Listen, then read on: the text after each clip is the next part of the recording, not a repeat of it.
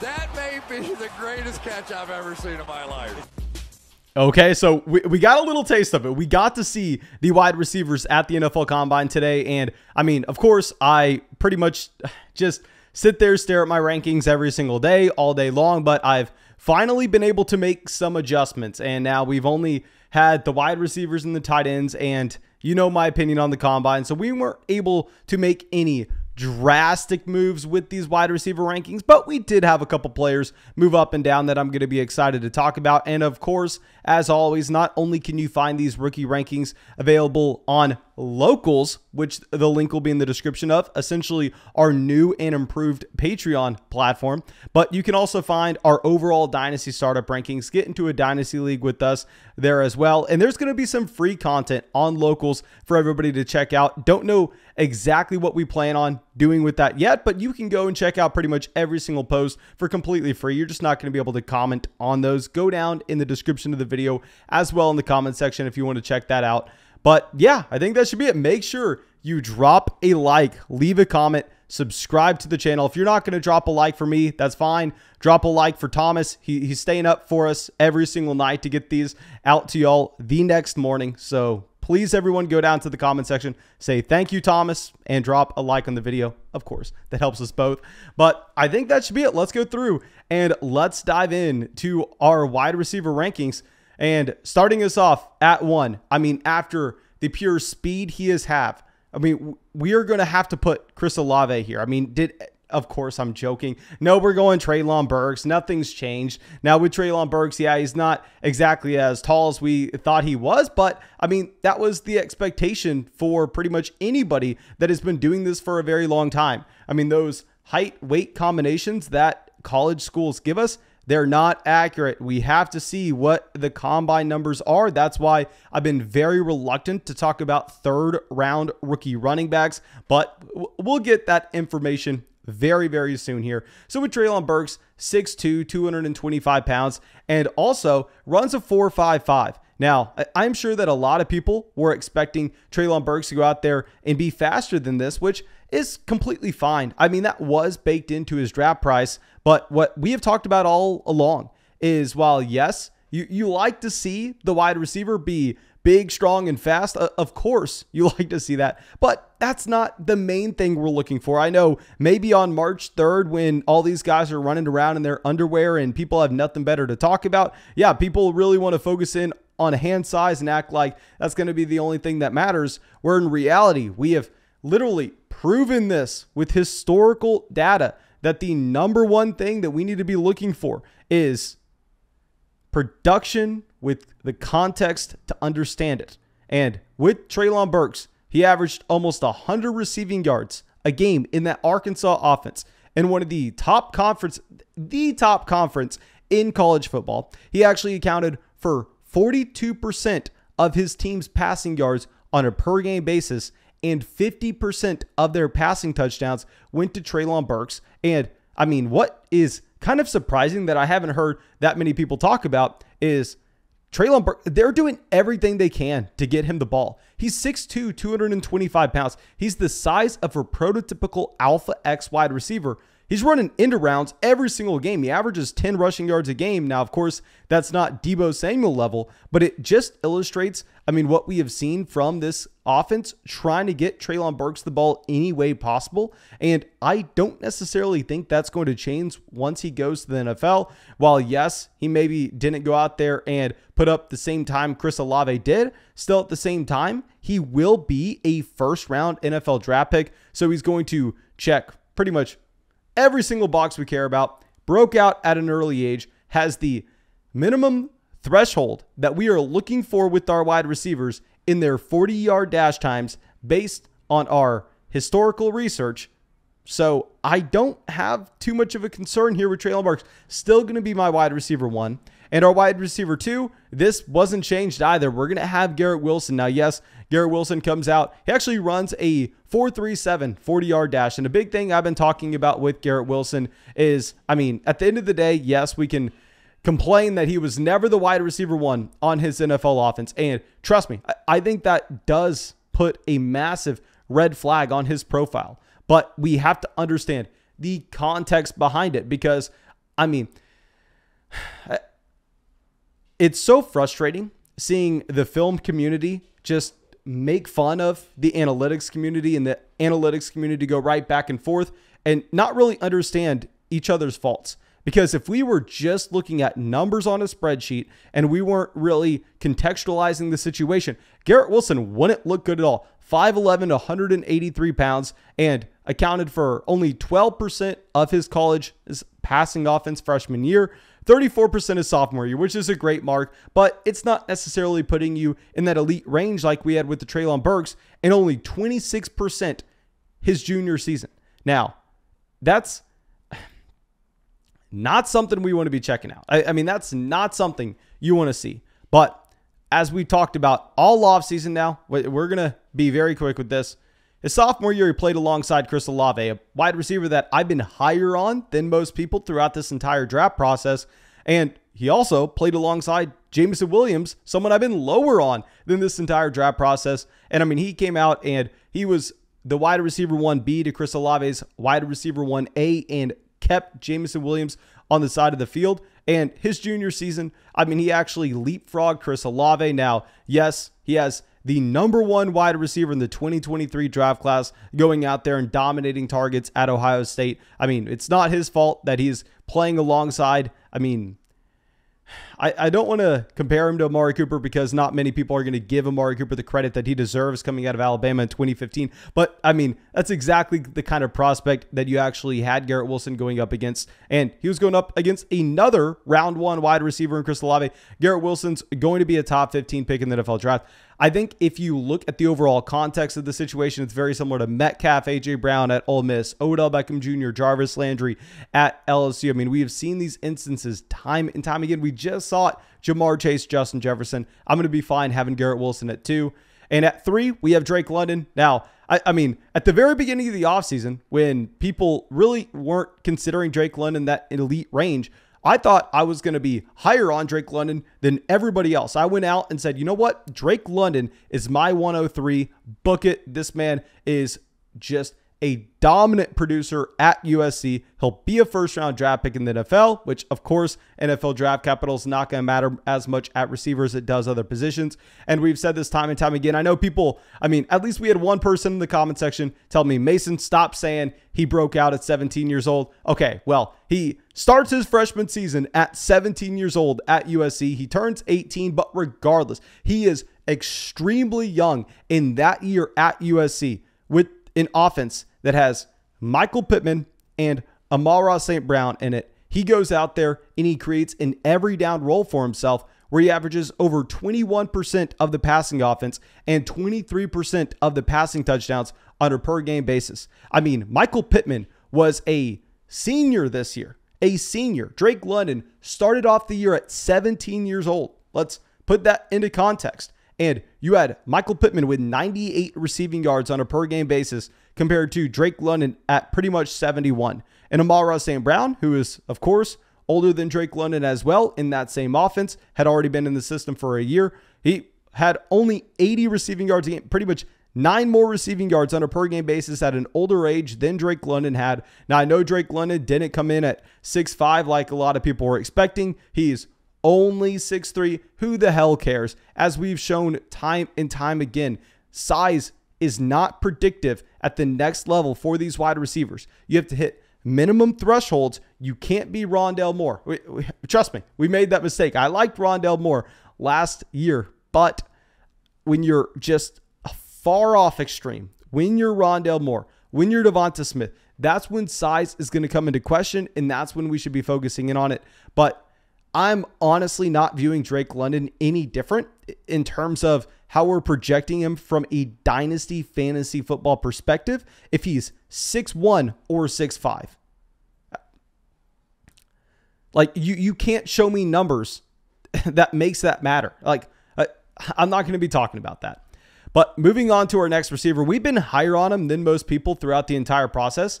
Chris Olave. Now, with Chris Olave, he comes out, he's the story of the NFL Combine, but this was expected. I don't want to double count this because, I mean, we were looking at NFL mock drafts, and keep in mind, while the dynasty community maybe shouldn't overreact to 40-yard dash times, NFL teams, they are going to. And I don't even think it's the fault of NFL general managers. I know everybody and their mom thinks it's the dumbest thing ever when you see those NFL rookies go way too high in the NFL draft based on the speed that they have. When we see Tutu Atwell in the second round, Dwayne Eskridge in the second round, when we get top 10 pick John Ross, I mean, Henry Ruggs going over CeeDee Lamb, going over Jerry Jeudy, going over Justin Jefferson.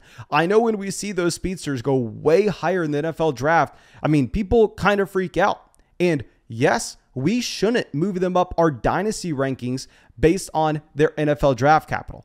I'm telling you this right now. Don't be surprised when Chris Olave is the #1 wide receiver that goes off the board in this year's NFL draft. I'm not saying it's likely, but it's in the range of outcomes. And that's because how NFL offenses value speed, you know that Chris Olave is going to be a primary target based on his ability to stretch the field, take the top off the opposing defense, and to create separation and just an overall less stacked box for the running back underneath and the slot wide receivers and the tight end and the flanker receiver to work as well. There's going to be so much more space on the field.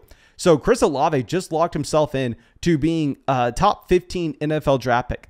And that should not go unnoticed. But what I am more excited about is we just got done talking about why Garrett Wilson is so damn good. I mean, in terms of just a target overall in your rookie draft. But if we're looking at Chris Olave as well, this is a wide receiver that his junior season, yes, this is Garrett Wilson's sophomore year, but Chris Olave, 104 receiving yards on a per game basis compared to Garrett Wilson at 90, compared to Jameson Williams at 25 in that same exact offense. This year is so damn telling. And I know that you had Chris Olave as a junior, you had Garrett Wilson as a sophomore, but they were identical in age. I think the difference between their ages were like 3 to 5 weeks. Pretty much the same exact age. You had Chris Olave taking the step back this past year, but at the end of the day, I think if we just look at his overall profile, look at the team investment that he's going to get, look at specifically his junior season in comparison to other round 1 receiver talents in his same offense, like, how are you going to tell me we need to be taking Chris Olave behind someone like David Bell? We've been battling this battle all offseason. I think that people are probably going to get behind us now. Finally, we have some numbers, even though 40-yard dash time doesn't matter too much for receivers. And this is the first thing we're changing in our wide receiver rankings. I mean, I already came out and apologized, I believe about 5 days ago in our last mock draft for being too low on him initially. But Jahan Dotson. Now with Dotson here, this is a wide receiver that I looked at and said, you know what? He didn't break out his true freshman season, which is fine. But historically speaking, you have to have that breakout by your second year in college, whether you're a redshirt freshman or whether you're a true sophomore. We need to see that breakout season because, I mean, that really drives almost 80% of your hit rate. Like, it is such a large portion of predicting success at the next level. Now, the issue with Dotson and what I wasn't able to understand at first is not that he had a pretty good NFL combine, not that he came out and showed that he had more speed than David Bell. It is what it is. I'll get to David Bell in just a second. He ran a 4.43. Don't really need to talk about that. But with Dotson, this is a receiver that was playing alongside KJ Hamler his first and second season at Penn State. Not only was he playing alongside KJ Hamler, but he was also playing alongside Pat Frymuth. And his first season there, you had Miles Sanders on the roster as well. So if we are looking at the context of this offense, he has at least valid excuses on why he wasn't able to be, Treylon Burks and get on the field right away and produce. So yes, he stayed all 4 years, which is a red flag. He wasn't able to break out early, which is a red flag. But the second that we had this wide receiver depth chart open up with the departure of KJ Hamler to Denver in the second round, all of a sudden Dotson then became a dominant receiver in his offense. And that's what we're looking for. So now that we get this 40-yard dash time, what I am looking at now is the probability that Dotson is either taken at the late first or the beginning of the second, where David Bell, who's going to be sliding down to wide receiver 6 for us. I haven't decided if David Bell should be falling further than this. And y'all know I am never the guy to come out and say wide receiver 40 times, wide receiver 40 times, wide receiver 40 times, update your rankings. That's not me. But with David Bell here, 6'1", 212 pounds. And let me double check this because, I mean, I don't know if I have this time right. No, I do have this time right. A 6'4", You know what? I'm sorry. We can't have David Bell over Jameson Williams because while 40-yard dash time does not have a direct correlation with NFL success, we have found that you actually have, I don't want to say a cutoff, but you have a threshold that you are looking for with these 40-yard dash times. And over recent history, it's been a 4.60. And if you're not cracking that, which let me pull up my actual Dynasty rookie draft guide from this past year. And trust me, we are going to get another one of these going this season, hopefully even a better version. This past year, we actually had, I believe, this as a 100-page draft guide, 102, 103, something along those lines. But yeah, if we're looking at Amon-Ra St. Brown, a wide receiver that some people may be bringing up, word for word, let me read what we had with the athleticism for Amon-Ra St. Brown because I did not care about his 40-yard dash time. I said, I have said this before and I will say it again. Amon-Ra St. Brown should fire his agent for having him run at his pro day. With the boosted pro day times, Brown still wasn't able to crack the low bar that we have set at a 4.60 40-yard dash. Now, this is the big part. Now, we have previously established that the wide receivers who were able to overcome this were the guys that exclusively play in the slot, which we expect to be with Brown. Okay, so if you were going to see those slot wide receivers, if you were going to see those players that have an incredibly low average depth of target, players like Jarvis Landry got away with this. Someone like Keenan Allen got away with this as well. If you were working closer to the line of scrimmage and we're never expecting you to be a complete receiver, then we can overlook your 40-yard dash time. In the case of David Bell, I understand that some people are making that. I don't see it. I think a lot of people are assuming that David Bell is going to be a more complete wide receiver overall and not be exclusive to the slot as Amon-Ra St. Brown profiled to be coming out of USC. So I'm going to be less willing to just completely write this off for David Bell. And I wouldn't be that surprised if he falls to mid-round 3. And if we have Dotson with the possibility of going late round 1, I'm going to be taking Dotson over him. And as we talk through this, we probably have to move Jameson Williams up as well. Jameson Williams comes in 179 pounds, 6'1", not too worried about size, yada, yada, yada.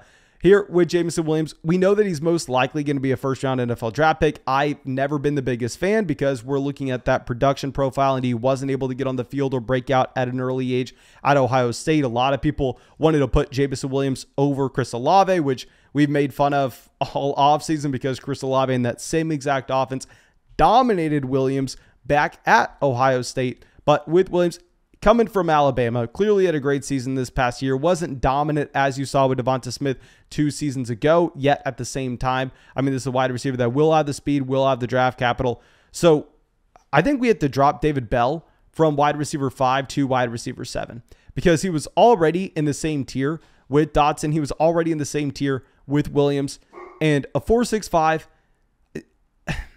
I'm going to be updating my rankings for that. I'm not going to be updating my rankings to, we are expecting Treylon Burks to run a 4.47. He ran a 4.55. We got to sound the alarms. No, that's not necessarily what we have to do now. If you had David Bell coming out running a 4.55, I would be completely fine with it. It's a little too slow for me if he was already in the same tier. I'm worried that the NFL draft capital is going to have him with a pretty large hit. So I'm going to be moving him down to 7.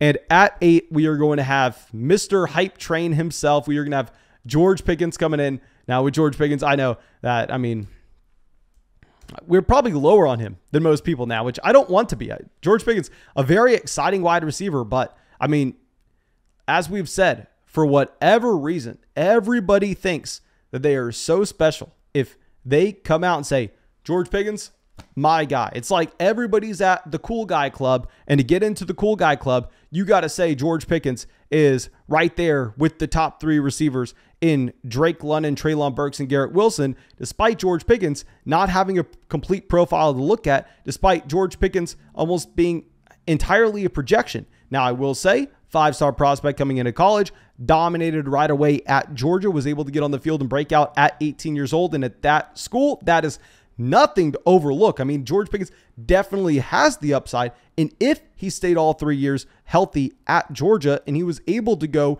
and continuously put up over 30% of his team's passing production, hell, sign me up. You can make that argument, but we didn't see it. You can project it, but projecting it's not the same as it actually happening. Now he comes out, he has the size, he has the speed, exactly what you were expecting. Nobody was arguing that anything would be different. 6'3", 195 pounds, a 4.40 40-yard dash. It's kind of what you expect with 5-star prospects coming out of high school. I mean, they were elite level athletes. Look at Donovan Peoples-Jones. You never really have high school prospects at the receiver position, at the running back position, not with that elite 40-yard dash time because, I mean, those systems are always driven so much by athleticism. But nonetheless, George Pickens should go in round 2. He has the size. He has the profile to be an alpha wide receiver, and I think it's entirely possible. But at the end of the day, whenever we have guys that we can look at like Chris Olave, who had that dominant production alongside NFL talent, I'm going to be taking them over George Pickens, even though I know a lot of people want to get excited about